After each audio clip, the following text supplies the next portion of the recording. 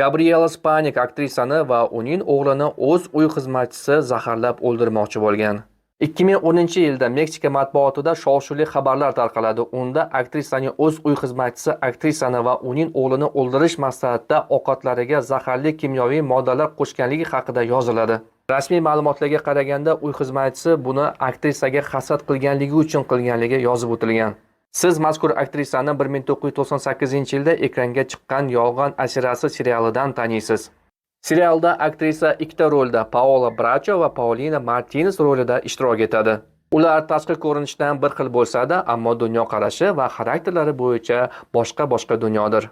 Paola boy oilaga kelin bo'lib tushgan, ammo u o'zining hayotidan zerikkan hamda mas'uliyatsiz hisoblanardi. Bir kuni u o'zining kambag'al, sodda, halol egizagi Paulinani uchratib qoladi. Paola tuzoq qo'yadi. U o'zining o'rniga Paulinani qo'yib, o'zi esa erkin hayot kechirish uchun ketib qoladi. Paulina majburlikdan rozi bo'ladi va boshqa odamning hayotini yashashni boshlaydi. Eng qizig'i, ikkala rolni ham Gabriela Spanik ijro etgan. Serial muhabbat, xiyonat, oilaviy ziddiyatlar va shaxsiy masalalar atrofida aylanadi. Serial muvaffaqiyatli chiqadi va 100 dan oshiq mamlakatlarga sotilib, 10 dan oshiq tillarga tarjima qilinadi. Millionlab odamlar ushbu serialni sevib qolishadi. Ammo muammo shunda ediki, butun dunyoda muxlislar uni Paola sifatida tanib qolishgandi. Bu esa aktrisaning karyerasiga salbiy ta'sir ko'rsata boshladi.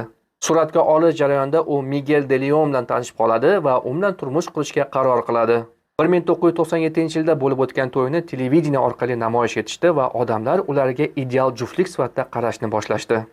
Ammo juftlik 2003-yilda ajrashgan. Aktrisa ularning munosabati ruhiy og'ir bo'lganligini aytib o'tgan. Aktrisa 2008-yilda o'g'il farzand ko'radi va unga Gabriel de Jesus deb nom qo'yadi. 52 yoshli Gabriela hozir ham televideniya va shou biznesda juda ham faol. Gabriela Spanik go'zallik timsoli hisoblangan. Xususan, u 1992-yilda Miss Venezuela tanlovida ishtirok etib, Miss Venezuela International unvonini qo'lga kiritgan. Gabriela o'zini ustida ishlab qattiq parhez qiladi va 20 kiloga ozadi va modellik orqali televideniyaga o'ziga yo'l ochadi.